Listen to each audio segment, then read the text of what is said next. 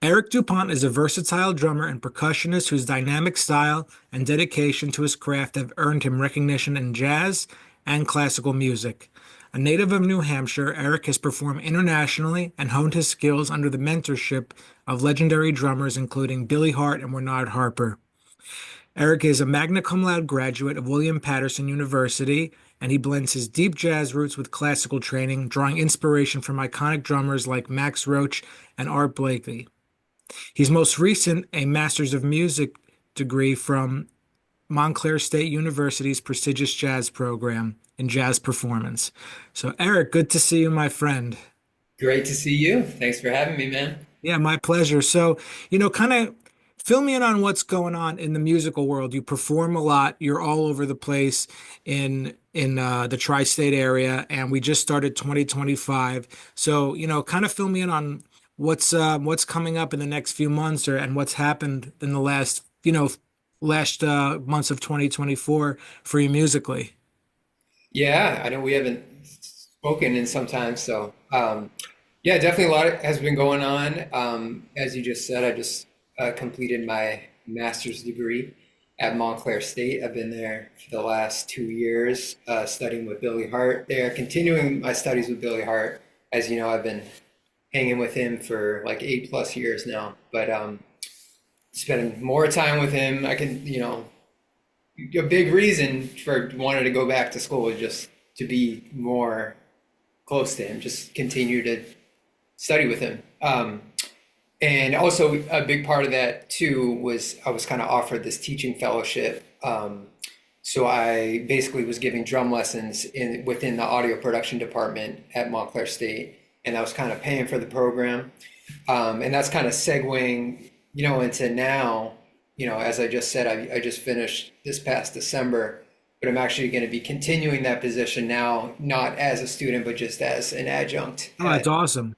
continuing to do that. So I'm really excited about that. Really excited to continue doing that. I should also mention I studied with Alvesta Garnett, also at Montclair State, and was around just a bunch of different faculty. Some people, musicians, New Jersey musicians that we both know, kind of just got to know them more and just see them kind of in a different light, as faculty and as colleagues at Montclair State. So that's been great. And yeah, I've just been, doing the same thing, playing, trying to immerse myself in the music, reading books, reading memoirs, watching interviews. Watching my podcast. But yeah, I was just thinking about it, man. Yeah, like the Dave Stryker one comes to mind. I was just checking out the Colin Stranahan one, and yeah, a couple other people. But man, congrats on it, by the way. It's cool. Pretty prolific. You've been just pumping them out. So Well, when there's a lot of jazz podcasters out there, you gotta, yeah, give us they're really, but I don't know if that's sarcasm in terms of no, podcasts. no, there are actually. I'm a little sarcastic. I just didn't, I don't know, jazz podcast. I guess there are, but yeah, just in terms of just like interviews in general. Like I was just watching Larry Willis was doing one at the Jazz Museum in Harlem. I don't know. I think it's like Lauren Schoenberg that just like uploaded a bunch of like old interviews that he's done at the museum. So it's like 2 hours. No, but congratulations on getting your degree, your master's degree, and already it sounds like it's paying for itself with the adjunct position you just got offered. So when you're studying music, there's a lot of students out there, they go get their bachelor's degree in jazz and they're not really sure if they should continue their studies. And you went out and played for a bit before going back to school. So, kind of talk to me about what you gained from the master's program and how it was different from going for your undergraduate degree, because there's a lot of young musicians out there who are on the fence if they should continue on the master's degree path. And I'm sure you have some great things to say about it. Yeah, for sure. I know when I was in doing my undergrad at William Paterson, like, I think I started my master's degree 10 years after I had started my undergrad, I think. something like that, or maybe since I had finished. But either way, like, my perspective has absolutely changed so much. And like when I was getting graduating from William Paterson, like I think a lot of people can relate. When I was getting to my senior year, like I applied to just a couple master's programs, not dying to do it, definitely not dying to spend the money that was required, but like I just didn't want to deal with real life quite yet, because it's a lot to just graduate and just have to deal with life. And I think a lot of people might choose that graduate path, at least partly for that reason. But for whatever reason, well, I shouldn't say for whatever reason, in terms of the financial part of it, I was like, this is just not, doesn't make sense to do. Like I'm already in debt for my undergrad. So luckily I didn't do that. But if it wasn't for that, I might have just plunged, right into the master's thing. But I'm extremely happy that I took the time just to gain the perspective of, just, trying to stay out. I think like the couple of years after you finish any kind of school, whether it's you leave undergrad or you do the undergrad to graduate, like the couple years after that is like really like a test, like whether you're going to stay in this thing, whether you're going to like, maybe, I don't know, maybe you got some other priorities, you have a partner and you need to make some money, or you just need to make some money, that's going to be the test, whether you really stick with this thing or maybe you just go and do something else, That's a great, great point. In retrospect,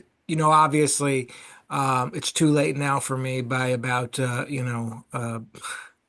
17 years or something. But to take maybe a year, even just a year off after Yeah. school and just play and just, just kind of immerse yourself just to see, do I need more schooling and stuff? And how do I fit in with the rest of the community? What do I want to do?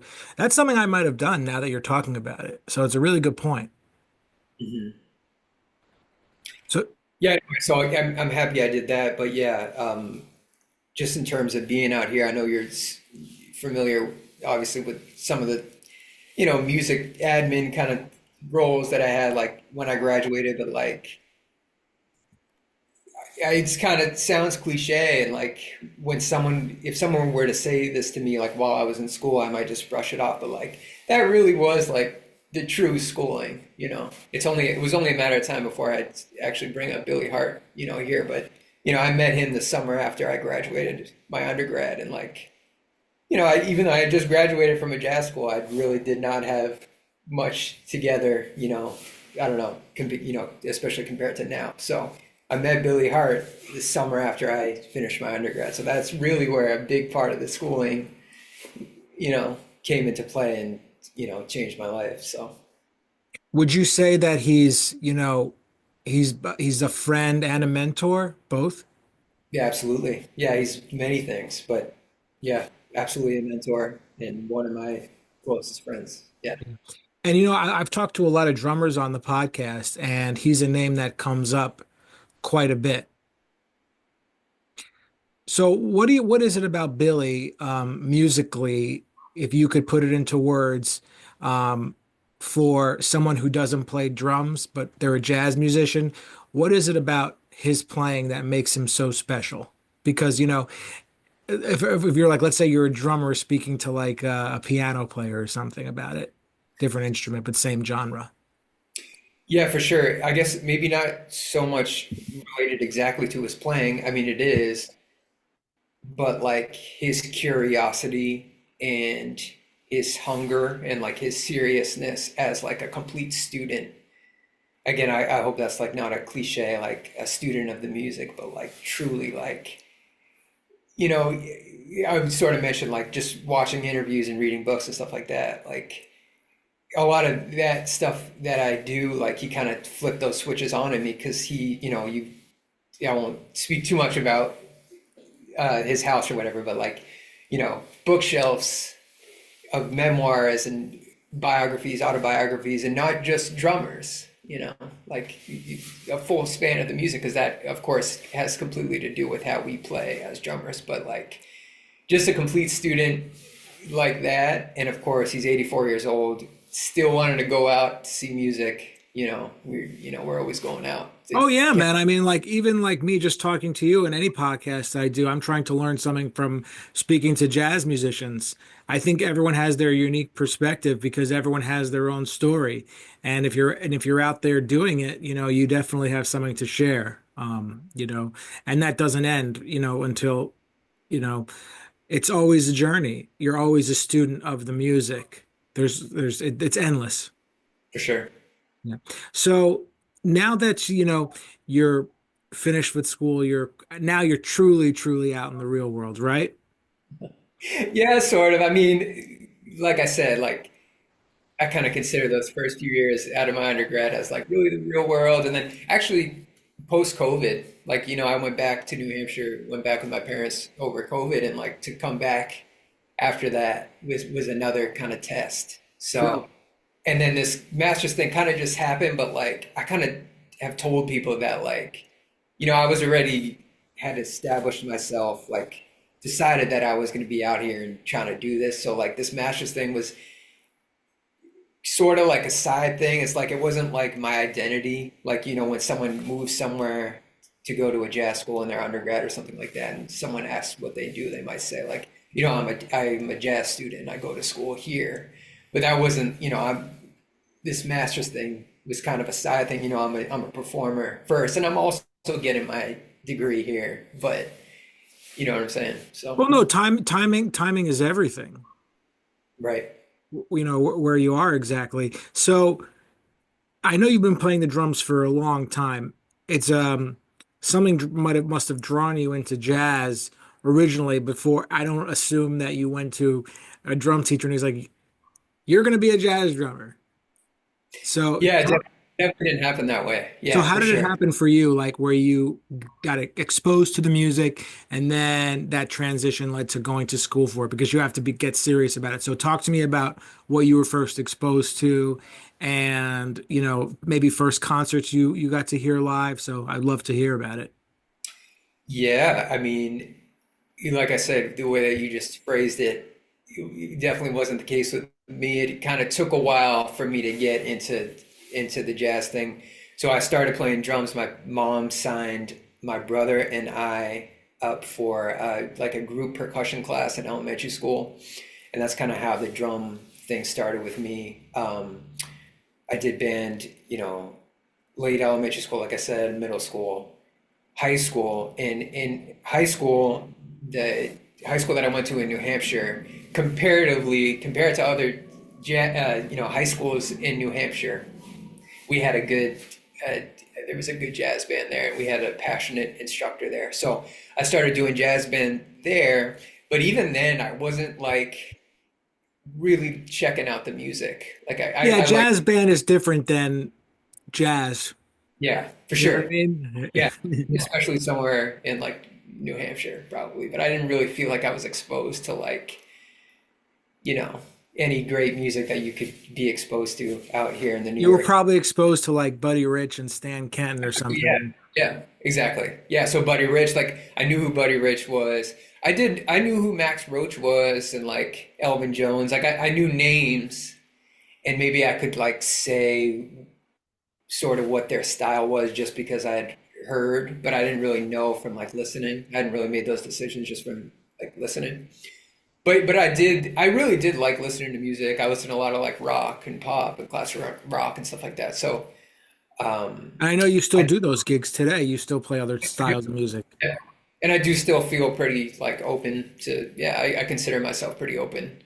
Maybe when I was going to William Paterson for a little bit, I got into a little kind of jazz snob kind of It's what vibe. happens to all of us. Yeah. Anyway, so I like playing music. I definitely like playing the drums. And I decided I was going to major in jazz, but but again, like not really necessarily being passionate about jazz. I just wanted to get better at the drums, and I knew that was an area where I could really improve, and that would improve me just as a drummer overall. So anyway, I didn't really fall in love with the music until I went to William Patterson, and yeah, I just kind of realized how little I knew very quickly compared to everybody else, and how I hadn't really been checking out records.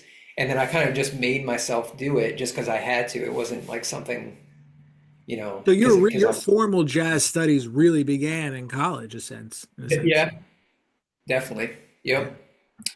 So kind of a late start. But I really tried to make up for lost time while I was there. And there's only you, yeah, and I sort of feel like you can only do so much because the music does have to marinate, and sit with you for a while for you to make certain connections. And I was just getting to college. I was just trying to listen to all these records but you can't, obviously you can't really just cram like that. Overwhelming for sure.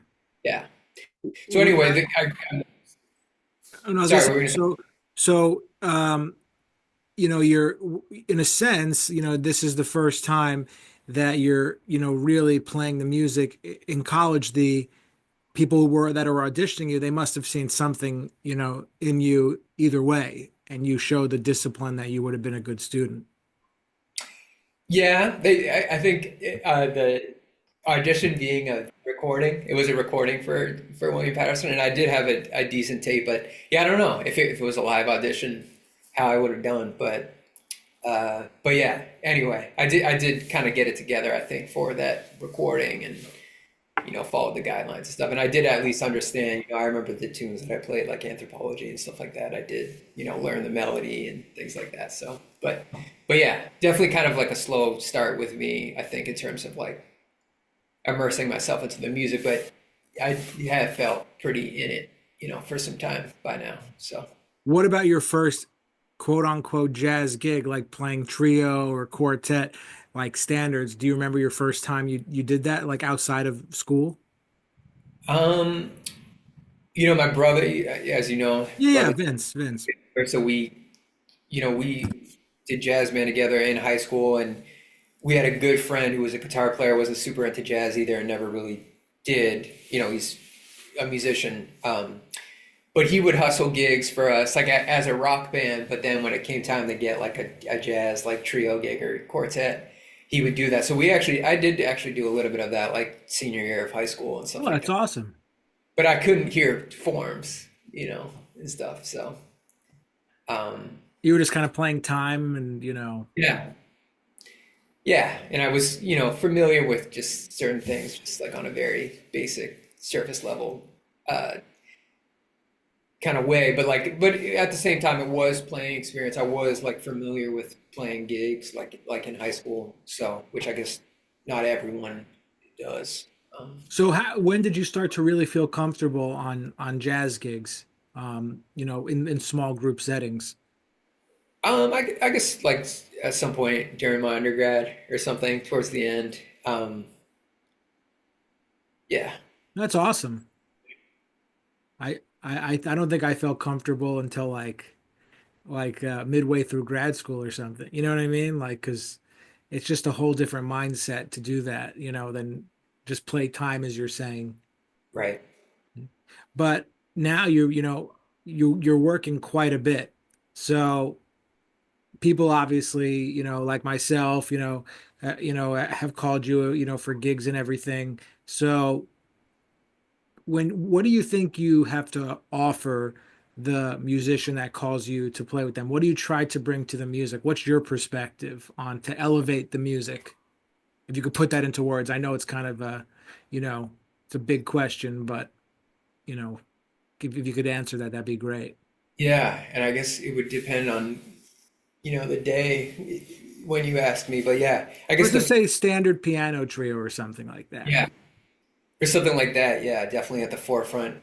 What I think about is groove. It's like a big part of the drummer's role, and a big part of that is, of course, the cymbal beat, which I've spent some time, really trying to get that together. Just many hours just with the cymbal. Um, but yeah, yeah, and just like I guess just like empathy and like an understanding of whoever the leader is, what they want. Yeah. I don't ever really have a problem, uh, making a decision that's not my first thought if that's what the leader wants. Well, do you feel like, even you could be playing with two great bands, for instance, but sometimes you have to take on the role as the support, but other times you're just you're in the middle of the conversation with the musicians. You know what I mean? Like it's almost two things sometimes. Yeah, for sure. And like I think I was thinking about this like recently, like I definitely didn't used to think about this so much, but I guess now that I'm getting older, whatever, like just thinking about like the psychology part of it. I guess Billy has caused me to think about this too, even though we've never talked about it. I've just like kind of noticed how like Billy's always sussing people out, like always. And just understanding people has a lot to do with like understanding their music and like making the right choices for their music, which is a huge part of why he's made like 1,000 records and worked with all these people. Yeah. So like that part of it, like understanding the people, they can help you understand, the choices that you should make for the situation. No, definitely that's a great point. Have you have found yourself having to unlearn some things about playing this music, like now that it's been going on for quite a while, and like you had that big break in between undergrad, and now you're you're out of school and stuff. Like, have you had to unlearn some things to push forward that have been difficult? Yeah, I guess I've probably had to like just unlearn like judgments and like I don't know the term, like just being closed-minded, because I think I definitely was sort of closed-minded about my opinions of like how the music should go, how music should go, and stuff like that. But I've definitely, hanging around Billy has been a big part of that. I was just talking about like his curiosity and like his open-mindedness. That's been a big part. When You did that know, change? it's hard to say, but I would just say like over the span, like the span of 8 years, it definitely wasn't happening. It definitely happened after my undergrad. Um, but yeah, I don't know. Over the past like 8 years, like maybe more specifically the past like 4 years, like the years that I've been back over COVID. I think like over COVID, I started to just think about, I don't know. I guess I was just, it was more of a retrospective thing, introspective kind of thing where I was really just thinking about what my personality was and just playing more of my personality, which I wasn't trying to do at all. I wasn't thinking about, the bigger level questions that the great jazz musicians talk about, like just really playing your personality and having your own voice and stuff like that. I really was not Yeah, thinking. we're all so different. I don't really care like how similar two people's taste might be. They're never going to be the same. They could both be like if they're fruit, they could both be tomatoes, and but they both come from different farms or something. You know what I mean? Like Yeah, everyone is just so unique, and maybe just like playing with all those people gives you that perspective. for sure. The more people you play with, the more you're going to gain that insight. Definitely. Yeah. Yep. I think that's part of it now that we're like having the discussion. Just, um, there's always, whenever you play with somebody new, try to gain some sort of awareness about the way they play and why it's them or something. I don't, that's just my thoughts right now. Yeah, I agree. Yeah. So, where can everybody find you um, on Instagram and your website and stuff? Just share all that information with our audience, and we'll start wrapping things up. Cool. Yeah, my website is ericdupontdrums.com. And all my socials should be linked to that, like at the bottom of the pages. Instagram, Facebook. I'm on TikTok. I don't know how long that's going to exist, but yeah, I've been kind of using that as like a practice diary. I There's a lot. saw that. I saw some of your TikTok stuff. Yeah. So yeah, everybody can find me there. If you follow Eric on TikTok, you get a free pair of drumsticks. I don't know about that. Yeah, man. No, good to catch up. Yeah, for sure.